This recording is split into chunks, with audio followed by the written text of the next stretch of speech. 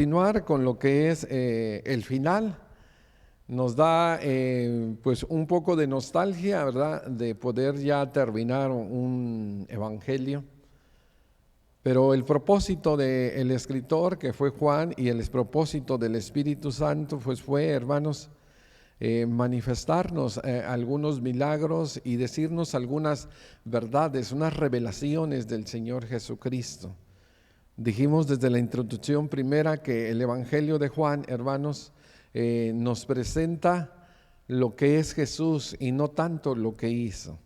Desde el principio dice que el Verbo era Dios y que el Verbo se hizo carne y habitó entre nosotros, y que el Verbo pues murió, fue sepultado, resucitó, y que el Verbo, el Señor Jesucristo, el Logos de Dios, empezó a aparecer. Y el Evangelio de Juan toma, hermanos, casi 2 capítulos enteros para hablarnos de esto, para hablarnos de las evidencias de la resurrección. Y hablamos de las primeras evidencias: una tumba abierta, lienzos, hermano, enrollados y también un sudario. Pero las cuartas evidencias son las que nos quedamos, y es la aparición del Cristo resucitado. Bueno, la semana pasada, vamos a repasar solamente brevemente para los que no estuvieron, vimos la aparición en el mar de Tiberias. Vimos que Jesucristo se le aparece a sus 7 discípulos que lo esperan en Galilea. Dijimos, no regresaron a sus antiguos trabajos, no, ellos estaban esperando a Jesús.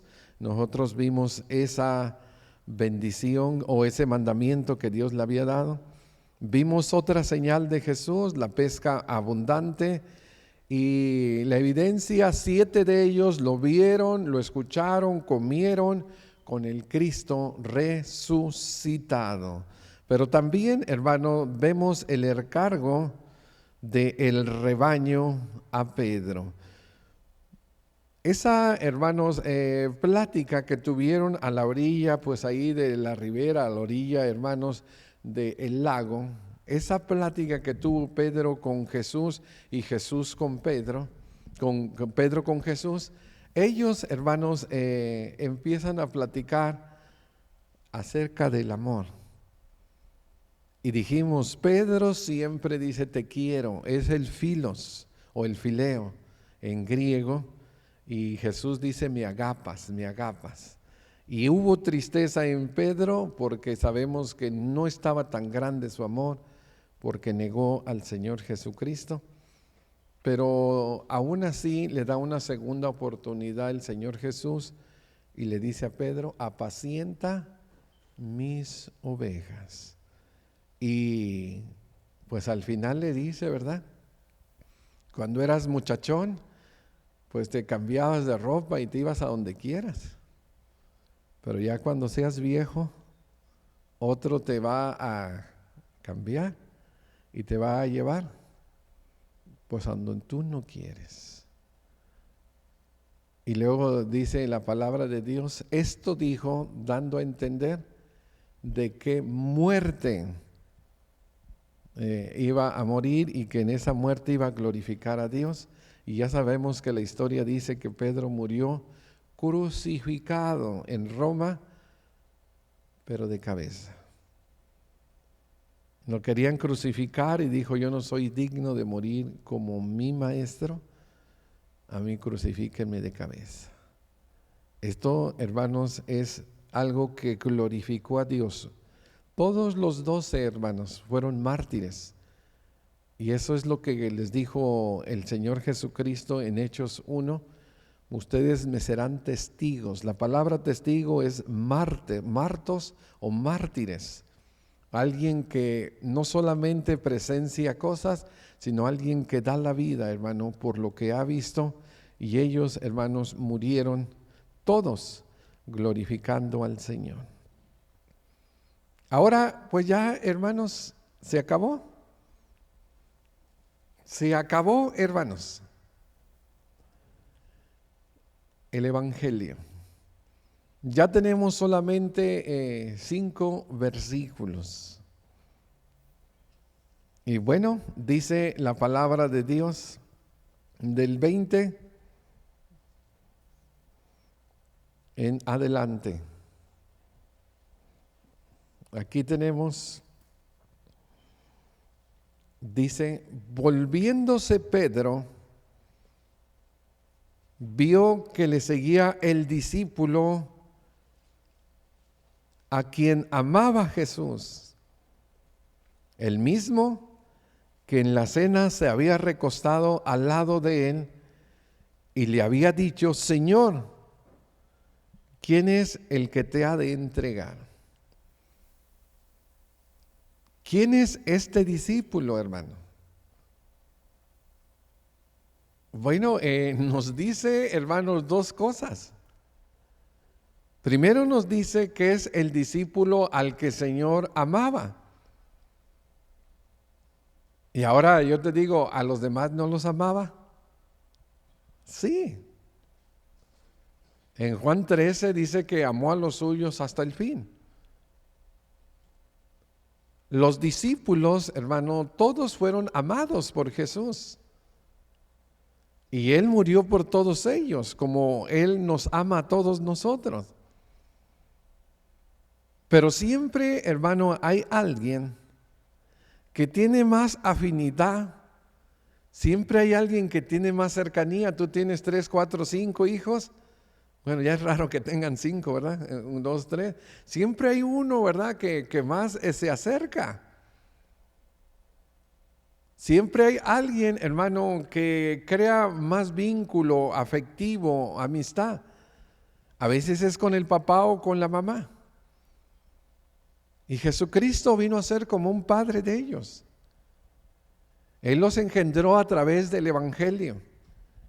Él les dio una contracultura, hermano. Él quitó esa religión que ellos tenían antigua, el judaísmo, hermano, basado en ritos y tradiciones. Y ahora les trajo el cristianismo. Pero hubo uno, hermanos, que se acercaba mucho a Jesús. Y dicen, hermanos, que era el más joven. Porque es de él el único que se nos dice en la Biblia joven. Aquel que cuando Jesús fue preso, él mismo dice que andaba en una sábana envuelta, ¿verdad? Un joven, y cuando llegó, dejó la sábana y dijo: patitas, ¿para qué quiero? Vámonos. Ese joven es el que se recostó en la cena, y cuando dijeron: Jesús, uno de ustedes me va a entregar, pues le dijo a un lado: Señor, ¿quién es el traidor? ¿Dónde estaba recostado? ¿Qué tanta confianza había, hermano? Era como un hijo. Y Jesús no era tan grande. Jesús tendría unos 33 años, 34. Y se acostaba. Y dice que en su pecho. Este es el que estaba más cercano. Y él es el escritor. Él da el testimonio vivo, hermano. Pero siempre usa el escritor estas características, hermano, para hablar de sí mismo. De sí mismo. Él es el mismo que está escribiendo, al que Jesús ama, y seguramente que le decía: el amado, ven mi amado, o Juan amado. Dice: al que Jesús amaba, y el que también le había dado, pues, hermano, la información de quién era el traidor. Sabemos que fue Judas el traidor. Pero míralo pues lo que dice.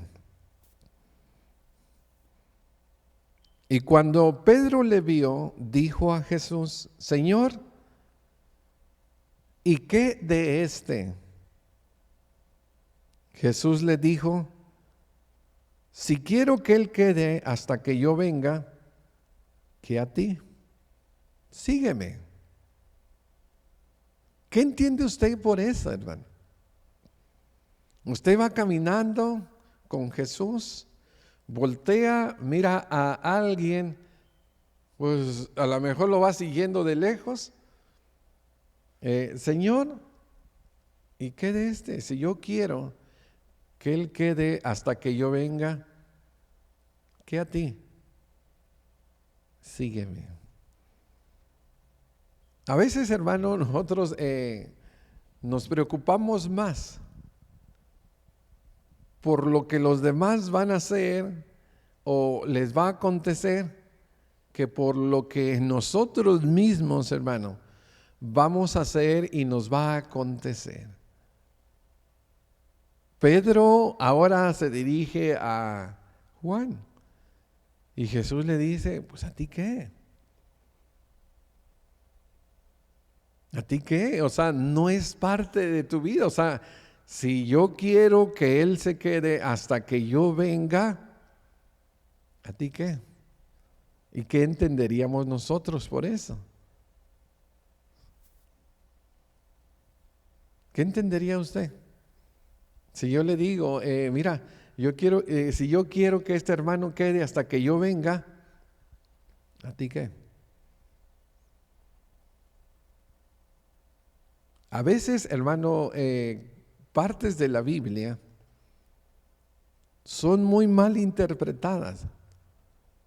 Y le dijimos nosotros en muchos lugares, porque no tenemos el contexto inmediato, lo que es antes y después de ese texto.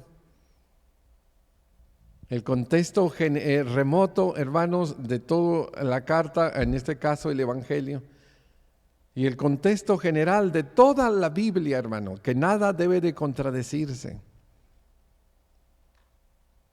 Y mira lo que empezaron a decir. 23. Este dicho se extendió entonces entre los hermanos, que aquel discípulo, ¿qué dice? Ahora bien, Jesús dijo eso, hermano, que no moriría. ¿Eso qué fue, hermano? Una mala interpretación.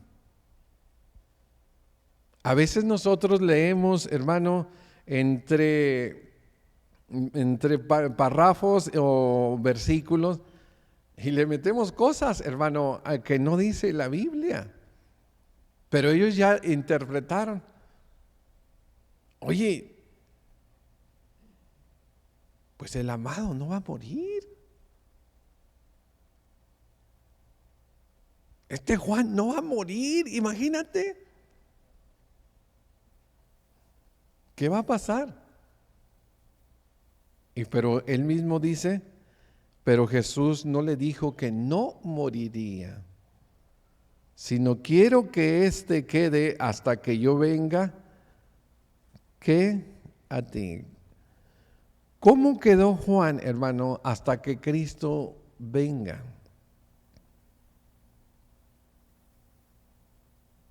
Porque Juan murió, ¿verdad? En la isla de Patmos, ahí dice. Ya estaba viejito en el día del Señor. El Apocalipsis fue su último libro que escribió. ¿Cómo es, hermano, que no iba a morir? ¿Recuerdan ustedes cuando una mujer llamada María vino y derramó un perfume en los pies del Señor Jesucristo? Una vez que estaban cenando después que Lázaro había resucitado. Y que Judas pone el grito en el cielo, ¡ay, este gasto! Se hubiera dado a los pobres, se hubiera vendido, etcétera, etcétera. ¿Y qué le dijo Jesús?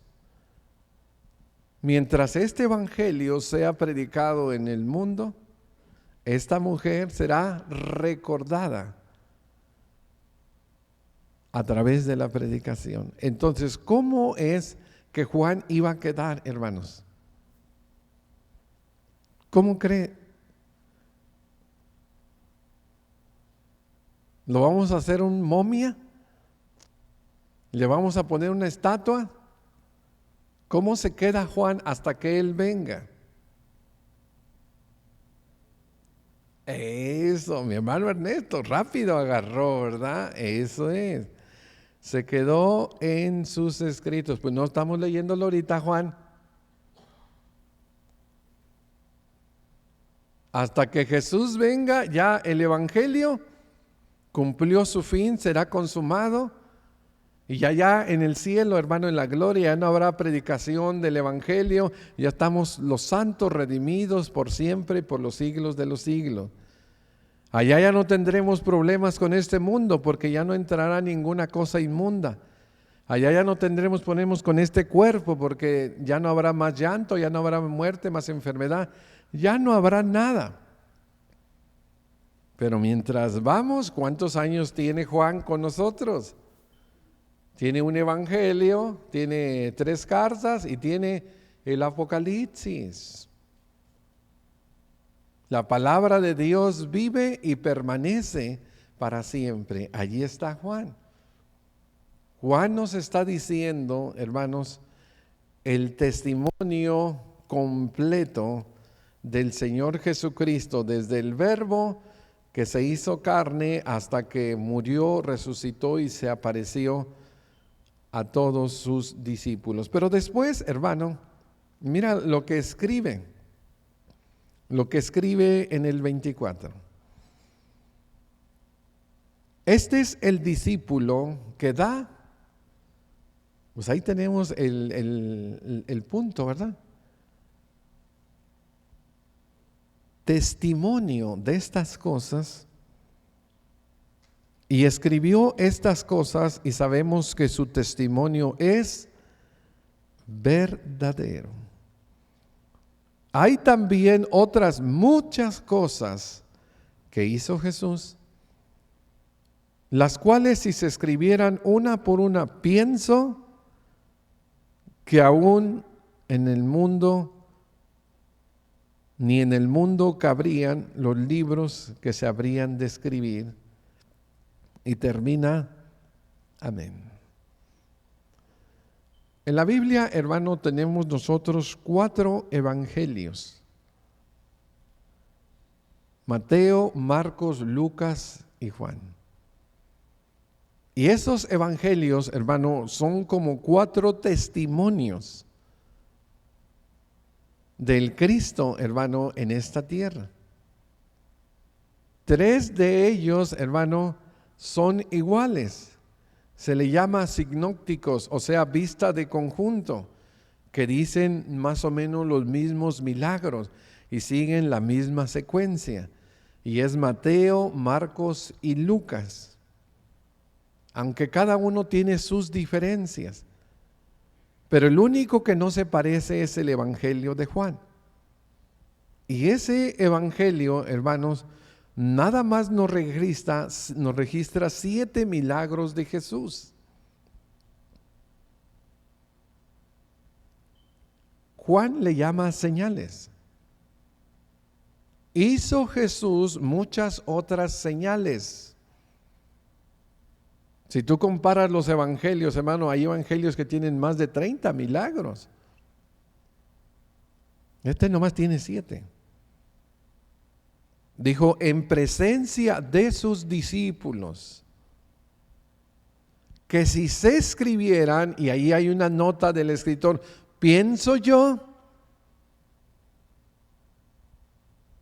¿qué dice? Si se escribieran, empiezo con uno, empiezo con otro, dice, no cabrían los libros en el mundo. Eso es una exageración. ¿Y cómo se llaman las exageraciones en la literatura? Hipérboles. Es como cuando Jesús dijo, si tu ojo te hace pecar, saque el ojo, córtase la mano. Son hipérboles, son exageraciones para llamar la atención de los lectores. Hubo muchas, hermanos, más señales, pero él no las vio, pero no las escribió. Cuando nosotros, hermanos, nos ponemos a pensar en esto, regresamos tantito con Tomás, el gemelo. Oye, él vio milagros de sanidad de leprosos. Él vio milagros de sanidad de endemoniados.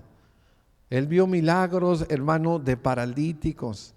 Él vio milagros, hermano, de resurrecciones. Él ya había visto resurrecciones. Y cuando le dijeron, ¿ha resucitado el Señor? No cree. A veces nosotros creemos, hermano, que las señales son para los creyentes, pero no es así. Las señales son para los incrédulos. Y algo, hermanos, que nosotros podemos ver bien marcado en Juan, el que está firme, hermano, yo lo vi, yo doy testimonio de que esto que estoy escribiendo es verdad. En el Apocalipsis también dice lo mismo, exactamente lo mismo. Y su testimonio es verdadero. Y termina, hermano, termina con un amén. Pero hay otro fin y otro terminar, que a veces, hermano, las personas que se ponen a, pues, hermano, a imaginar o a poner las cosas según ellos en orden, dicen que los últimos 2 versículos, hermano, del 20, ahorita los voy a poner aquí, que esos deberían ser los últimos 2 después de estos. Pero, hermano, a veces nosotros nada más leemos y Dios, hermano, el escritor lo están poniendo, hermano, de esa forma y así está y así tenemos nosotros que entenderlo. Dicen, se les cayeron los libros y cuando los regresaron las hojas y que no era, lo que nosotros tenemos hoy es el códice, que es el libro que está pegado y las vueltas se dan. Esa se le llama forma códice. Antes no era así, nomás era amontonar hojas. Era amontonar hojas. Cuando llegó la imprenta, después mejoró todo. Pero mira, este es el último del capítulo 20. Mira lo que dice. Hizo además Jesús muchas otras señales en presencia de los discípulos, las cuales no están escritas en este libro.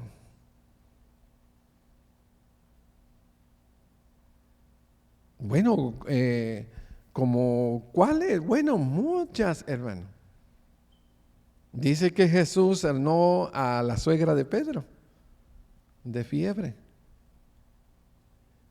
Veíamos la semana pasada cómo Jesús sana a ese joven tiernito, adolescente, de un demonio sordo y mudo.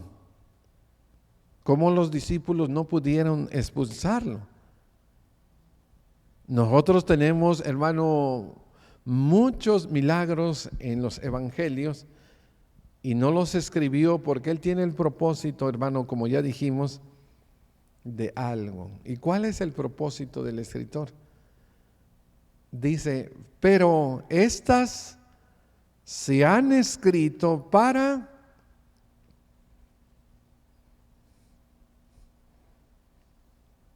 qué, hermanos? Que Jesús es el Cristo.